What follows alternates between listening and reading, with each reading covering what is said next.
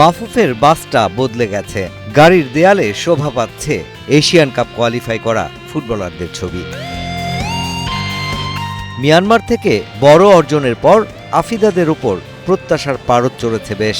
তাই তো এশিয়ান কাপের প্রস্তুতিটা মজবুত করতে চায় দলটা, যার পেছনের লক্ষ্য বিশ্বকাপ আর অলিম্পিকে কোয়ালিফাই করা। অলিম্পিকটা যেন কোয়ালিফাই করতে পারি আমাদের টার্গেট থাকবে প্রথমে ওইটা, তারপরে ওয়ার্ল্ড কাপ এখনো পরে।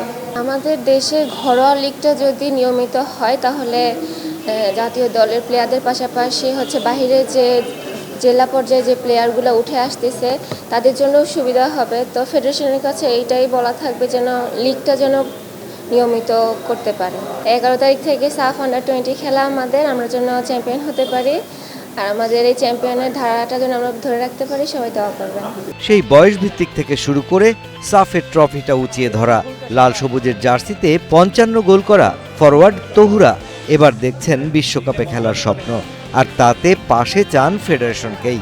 যেহেতু আমরা এখানে গ্রুপ চ্যাম্পিয়ন হয়েছি, তো কাদের সাথে খেলা এগুলো বুঝতে হইব, বা আমাদেরও ওই রকম কঠোর পরিশ্রম করতে হইব। তো আমরা তো অবশ্যই আমাদের 100% দেওয়ার চেষ্টা করবো, যাতে আমাদের ডে বাই ডে আমাদের পারফরমেন্স আরও উপরে উঠে।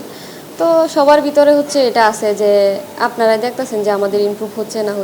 জাতীয় দলের সামনে এখন বড় চ্যালেঞ্জ, যা উতরে যেতে চান বাঘিনীরা, যেখানে শামিল দলের কনিষ্ঠ সদস্য উম্মেল মারমাও।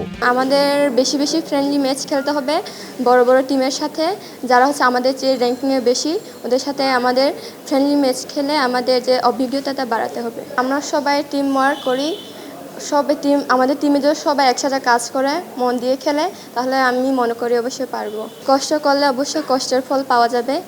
আমরা আমাদের সর্বোচ্চ দিয়ে চেষ্টা করব ভালো কিছু করার, দেশকে ভালো খেলা উপহার দেওয়ার। তবে এসব স্বপ্ন পূরণের আগে ঢাকায় 11 জুলাই থেকে শুরু হতে যাওয়া সাফ অনূর্ধ্ব 20 টুর্নামেন্টের শিরোপার দিকেই মনোযোগ নারী ফুটবলারদের। এদিকে ইতিহাস গড়ে প্রথমবারের মতো এফসি এশিয়ান কাপের মূল পর্বে জায়গা করে নেয় নারী ফুটবল দলের জন্য $1.5 কোটি পুরস্কার ঘোষণা করেছেন যুব ক্রীড়া উপদেষ্টা।